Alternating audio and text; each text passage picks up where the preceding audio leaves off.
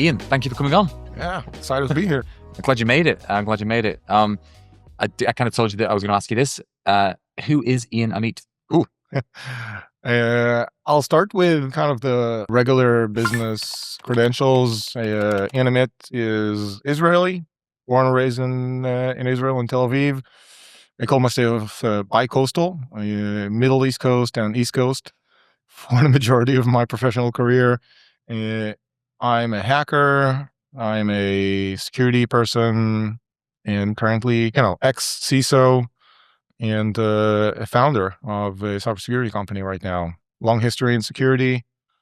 Pretty much every role that you can think about in security, I filled at some point, whether offensive, defensive, pen testing, red teaming, incident response, forensics. Been through all of those, managed teams, managed security programs, products. Fantastic. Good. So look, first question, where do you see the biggest gaps between what AI promises and what it actually delivers? I think the biggest gaps are not necessarily in the promises. I think it's more about understanding what is the context of the promise and what tools and models you're using to achieve what goals. That's kind of just to frame the answer. We're seeing a lot of promises that are being fulfilled, right? On automation of tasks, on distillation of information and processing massive amounts of data and doing a lot of grunt work for you and producing kind of a summary or a call for action for you that would replace work that one might have done. We're seeing great promises being fulfilled on the creative side, writing, image generation. That's, phenomenal. And it's getting better and better. We're done with the 6 fingers and the kind of weird camera angles and body motion and stuff like that. We can generate videos these days that are going to fool a lot of people, even the professionals. I think where they fall short is with the hype. People are expecting to utilize AI like a hammer that makes everything seem like a nail. And they're utilizing the same models that are being used to create pictures of like shrimp Jesus and create long articles to do engineering work, to do very precise tasks that need a repeatable, accurate result. The models are just not designed to do that. They're non-deterministic. They're designed to be iterative, to be creative, to be generative. But when you put it to even solve a simple math problem, they're designed to approximate. So I think that's where we kind of draw the line between promises and fulfillment. And when you try to use those models on the wrong areas, that's where a lot of frustrations come from. I think that's a really good way to put it. And look, and unfulfilled promises, not the end of the world. Does it ever get dangerous? So not the end of the world, depending on what you're doing. It will, there's a reason why, for example, Anthropic had to negotiate their contract with the government. They did not want to see their algorithms and models used for certain tasks. Some of those reasons are more ethical, which again, one can argue for and against. Others, I believe, were more concerns about accuracy. So using an AI model to deploy weapons, autonomous weapons, again, you're using the same model that are being used to create images and tell stories for your kids or create like fake apps to target individuals. How accurate do you want them to be? It's okay to be kind of loosey-goosey on the image creation and miss some things. Is it okay to miss by a few feet or a couple of 100 feet when you're deploying an autonomous weapon that you have no control over? So I like your phrasing about not the end of the world. Really depends on what you're doing. So not to be all gloom and doom, but it really goes back to what are you using it for? Again, I'm not against AI. I use AI every day, all day. I have long chats with my, OpenClaw instance. I delegate a lot of tasks to it. I utilize it to, again, to consume information. I Mm, love it, but I'm not going to use it to automatically respond to an email that I know might be sensitive, that mm, I know that there might be, not a good example, cultural differences in phrasing and positioning. You know how, you're writing an email. We've been communicating over email initially. Some things from your culture and my culture might not seem appropriate mm, in certain context. Unless you really know it and understand the nuances of it, can you rely on someone else to drop in like an emoji that might seem unprofessional mm. or even abusive or offensive to others? That's my point. Yeah. So yeah, and we've all been there where you've asked ChatGPT or whatever to Mhm. do or Claude to do a simple task for you, and then the task ends up taking longer than you would have done if you did it Then you would yourself have done it anyway, by yourself. Yeah. because you're consistently looking at the output that's being generated. Right. You speak with teams daily. How are teams checking the output that is being generated by AI at the minute, or are they? I don't have a definitive answer, to Mm, be honest. Some teams are checking the answers themselves because it really depends on who's doing it. mm, Some of them have the state of mind of, yes, I'm going to delegate this, but I need to check the work. Just as if this was an intern or a junior that doesn't know everything. I have the bigger context. So I need to make sure that they're not slipping, that they're not, especially with hallucinations. I mean, the AI is trying its best to show up and be like everything that it promised to be. And that means they sort of have a forcing function at the points where they might not have a precise answer or an answer that might seem like it's addressing exactly what you wanted. They're going to come up with alternative facts or hallucinations that would meet your constraint. So that's where the checking comes in. So that's one type of checking. Again, if the user like myself, I know I'm delegating something, I'm giving an AI agent a task, I know where to check and what to check and how to double check. Another category that I'm seeing is telling the AI to check mm, by itself. Varying degrees of success, it gets better recently, especially with more advanced prompting mm. that you kind of tell an AI, hey, do this, and that, and then check yourself. Validate it against sources that you can show me are valid and definitive and authoritative. And if you're wrong, do the work again and come back and show me, kind of give me a report on those iterations. Again, it's becoming a more common practice. And you see a lot of those, skills and kind of prompts come in where those instructions are baked into them. Then the question becomes, do you trust the same agent that created the content to also validate it? And then you have the third camp, which is I'm going to use, again, to your example, OpenAI to produce a piece of content. And then I'm going to use Claude to check it. Kind of separation of duties. There's no right or wrong. And I think a combination of those is going to become the norm. And really, the human still needs to validate the final results. Mm. I don't believe that we're at a point or will be at a point where we can completely autonomously unleash day-to-day tasks on those models yet. Hmm. Interesting. um, Obviously, you're the founder of Gomboc. You're in the cloud area of security. How has cloud security changed specifically as this world has changed? So cloud security has morphed, I think, into a much more solvable problem. And the reason why at Gomboc we started with cloud security and specifically cloud infrastructure is it's way more structured and expectable than regular applications. You're talking about how do I compose my cloud architecture? It's like Lego bricks, you know. You end up with an architecture, it's built in a certain way, pieces interact with each other in a fairly schematic, technocratic fashion. It's easier to put constraints around it and describe wanted outcomes. And that's sort of our MVP. That's where we started in deploying our AI models to supplement how do you secure your cloud infrastructure.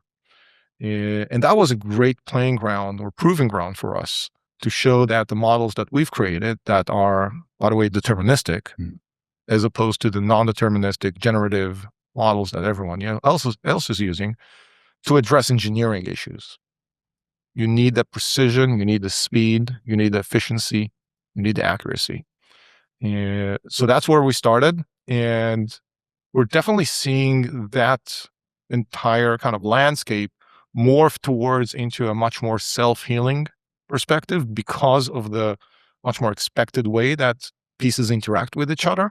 And it's easier to come in and say, well, this is wrong.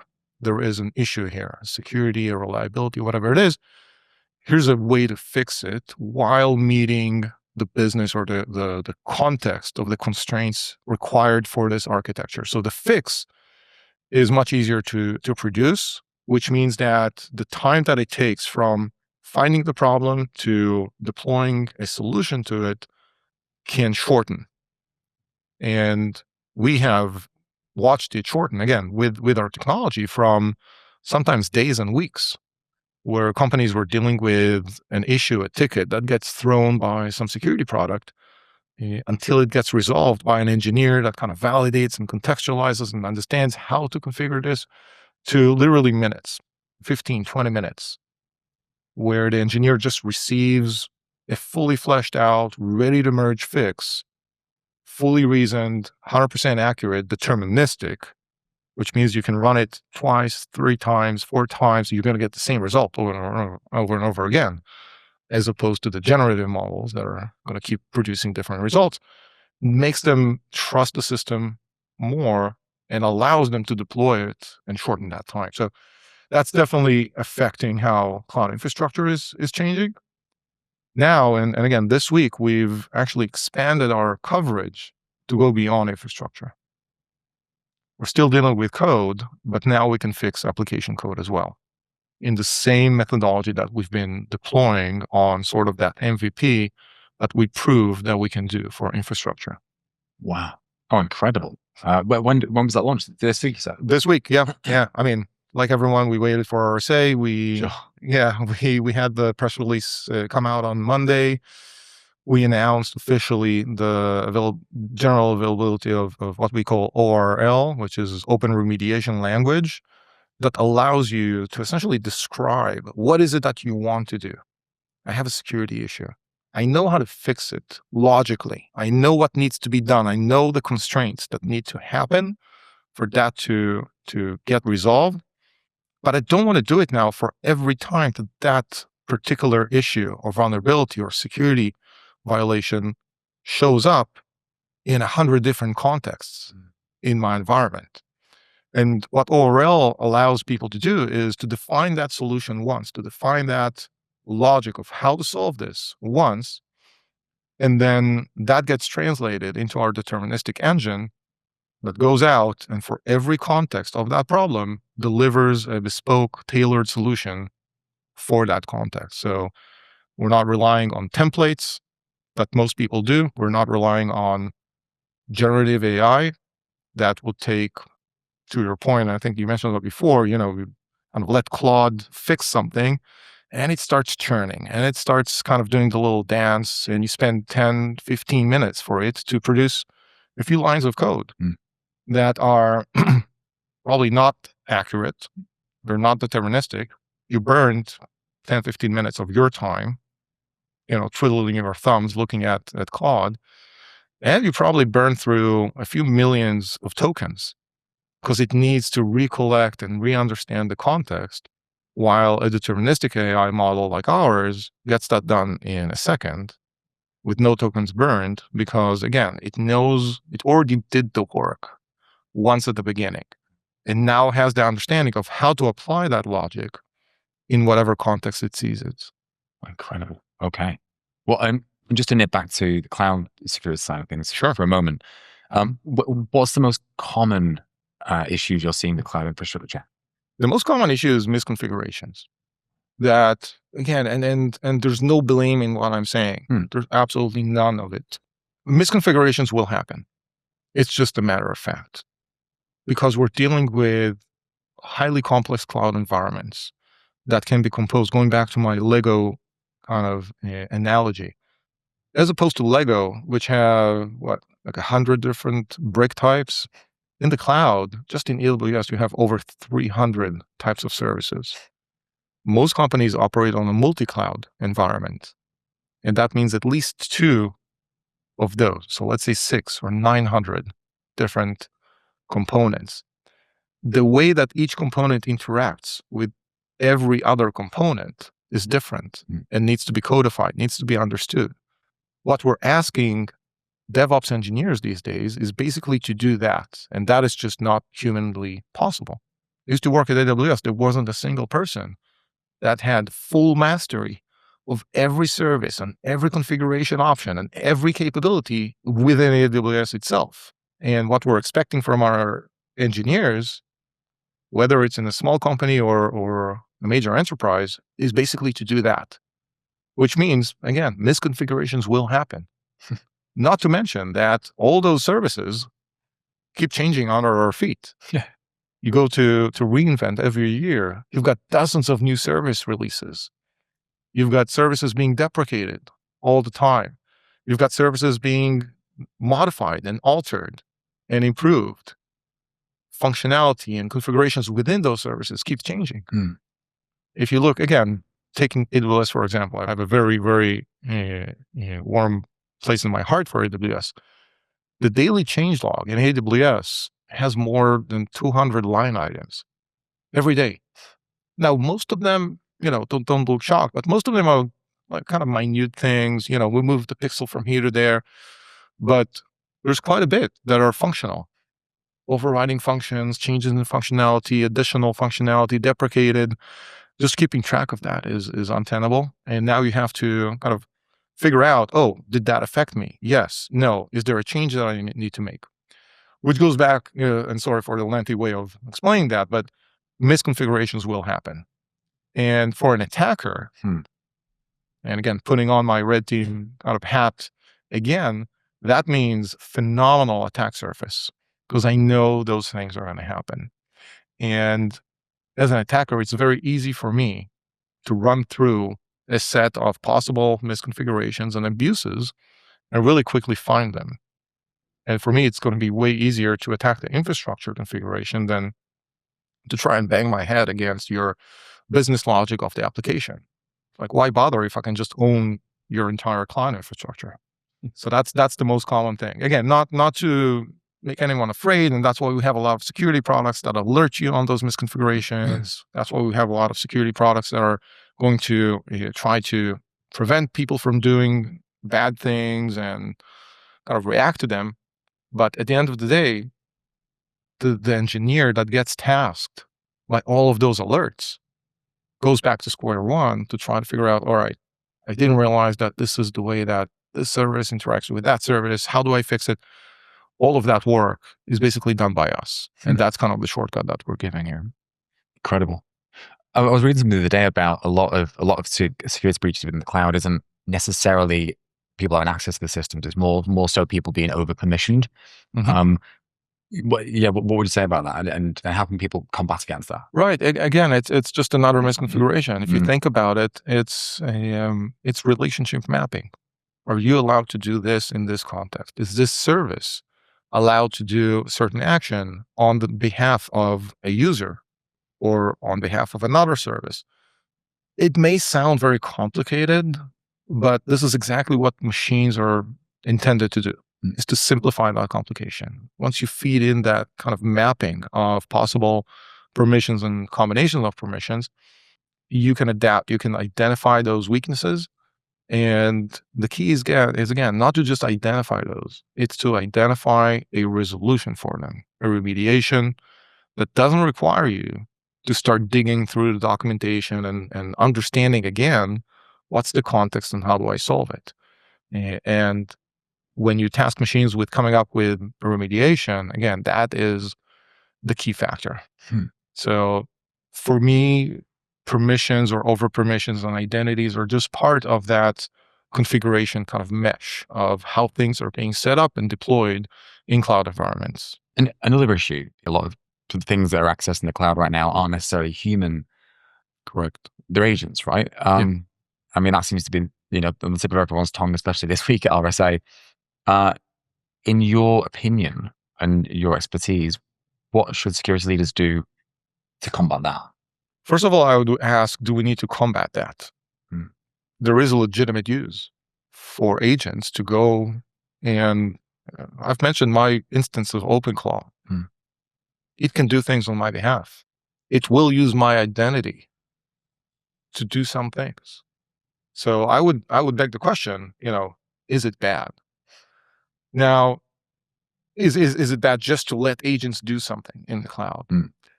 Once you get past that, and you probably get past it by defining a set of things that are allowed and a set of things that are not allowed.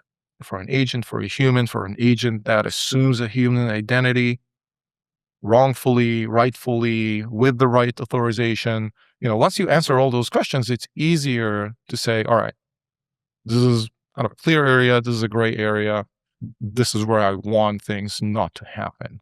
Once you define that, I think it's easier to figure out, what do I do about it? And again, I don't have an answer. Let me just be very clear about it. And the approach could be, let's strengthen the identity part. If you let your agent, if you task your agent with doing something and you know exactly what you're doing and it's assuming your identity, then you might be okay. If you did that, but you didn't give it the right set of permissions or it didn't assume your identity correctly, I might go back to the identity and permission model and say, you need to have solutions around there.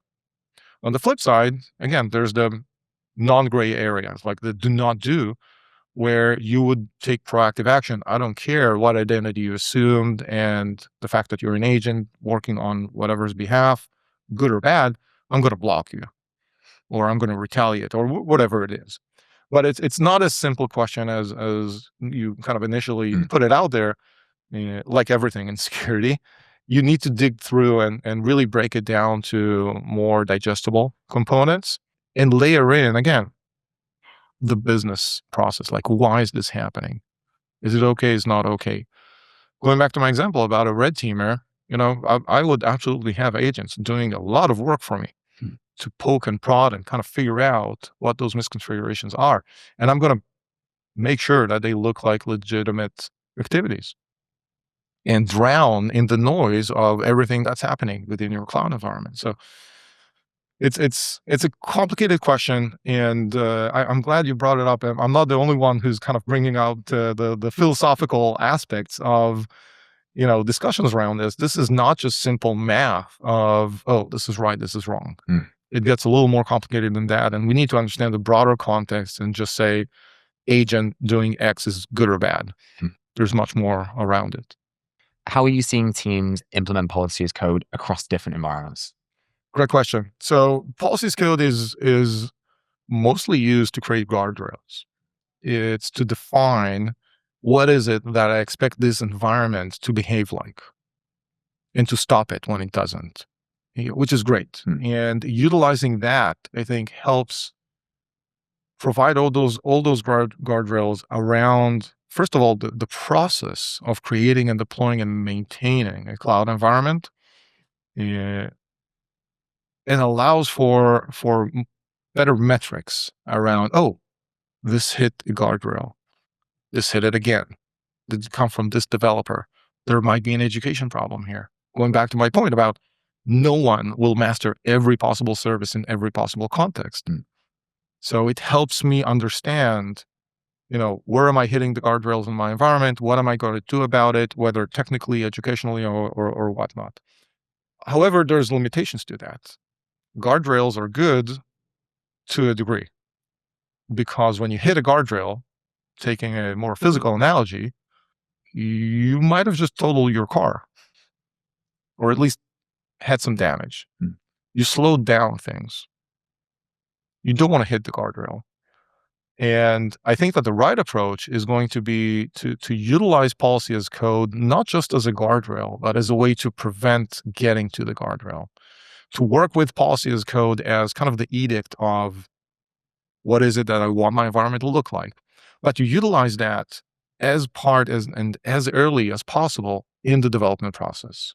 So that when I'm starting to create an environment, starting to interact with an environment, modify it, maintain it, the policy of code is not going to stop me.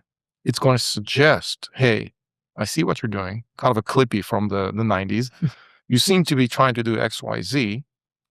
How about you do it a little differently? I mean, you can still do it the way you want, but you're going to hit the guardrail. It's going to slow you down. You're going to have to come back, fix it. How about we fix it now? So taking that and turning it into a more proactive approach, I think is what the future is going to look like and what we're trying to make the future look like. Essentially getting an AI agent to read your policy as code because, it's an easy way to describe what you want and then task it, not with stopping you, but with allowing you to run faster, to go through that, kind of obstacle course or racetrack without hitting any of the guardrails as fast as possible. You mentioned a couple of things today around the gaps in the cloud security. What, if you had to sum it up, what would you say are the biggest gaps that Tina needs to be aware of when securing cloud? I think it's the speed gaps. Attackers are going to be faster. It's been like that forever. Now more than ever, they're equipped with automation tools, again, AI, that allow them to be faster by, exponentially faster. And the key is that unlike the engineering part that I talked about before, that needs to be accurate and consistent, on the attacker side, they don't need to be. They have to be right once out of a million times, out of a billion times. For an attacker to unleash literally a billion types of attacks costs almost nothing these days. And the time to deploy that is almost nothing. They just need one hit.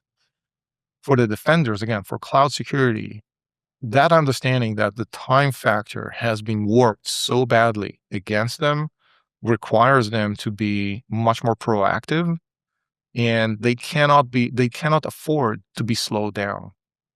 And when I'm saying slow down, it's exactly the example I gave you before about policy as code, guardrails. Again, I don't want to hear a guardrail. Guardrail means to me, again, physically, I'm hitting something. I'm slowing down. I have to turn the wheel back to make corrections. For an engineer, that's a lot of time, human time, that's going to be spent while an attacker is launching another billion attacks. So that understanding, I think that's where cloud security is going to have a major effect, is by utilizing the AI models in a different way that attackers do, baking in much more deterministic approaches because they cannot afford to be wrong. I cannot afford to have a fix that is pretty good or pretty close to being correct to be deployed. Pretty close to being correct for an engineer like myself, what I hear is it's incorrect. And now I have to figure out, where is that hallucination? Where is that miss? And during that time, the attackers are launching another billion attacks and another billion attacks. And eventually they're going to hit that almost correct. So I would say it's really about the balance. It's really about utilizing the same generative algorithms that can be wrong and are designed to be somewhat hallucinative, somewhat creative in a certain context, and then coupling them with what I call the grounding effect, a deterministic one that kind of grounds them to reality, that makes them correct or throws them away. And that is the force multiplier that's going to allow defenders in cloud security to catch up and kind of even the playing field a little bit with that time warp that I talked about before. Hopefully that makes sense with my crazy analogies. It does. It does. Wow. God, it's scary at the minute, isn't it? Exciting, not scary. Okay. It's I like the reframe. Look, I guess final question for me. We are in an exciting time in cybersecurity right now. What's going to happen, do you think? Like, what are your theories on what the next year, 5 years is going to look like? I think anyone's trying to predict what's going to happen in 5 years is either a fool or an entertainer. I'm a scientist. I can barely predict what's going to happen in the next year, being bluntly honest. I think we're going to see more combinations of the technology kind of really stepping forward and being experimented with. And it's okay to overpromise and underdeliver, because if you can just make one small progress with that huge thing, with the hype, it might be worth it. And I'm saying that as someone who has been repeatedly disappointed by some of those promises. I'm saying it's fine.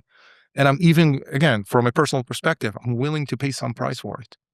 Literal price. I'm willing to buy some products only to realize they only fulfill 60, 50, 30% of the promise. Because if I can find efficiencies in those 30% promises, it might be worthwhile for me. So we're definitely going to see a lot of that and more experimentation. I think that's going to be combined heavily with more philosophical questions of how does that affect us as humans? How do we interact going forward? How much of our interaction was automated? And again, not blaming you for launching some of the initial kind of conversations. I do that as well from the marketing perspective. We all need to save time. And how that's going to affect us as a society, as a culture. And I don't think it's, these are questions that should be avoided or kind of looked at, oh, that's like philosophical stuff. No, it's things that are going to affect us as a society. And I'm not afraid, by the way, of losing some jobs. Absolutely not. Because I think that's going to be in certain proportions. And again, my heart goes out to anyone who's kind of losing a trade that's not needed anymore. But we've been through those a couple of times in the history of mankind. Because the flip side of it is that we're going to be augmented in a lot of different ways. And much like the Industrial Revolution kind of unleashed a whole new set of jobs and tasks and skills, I think we're going to see in the next year at least. Definitely within the next 5 years, if you're trying to squeeze out some predictions from me for that amount of time.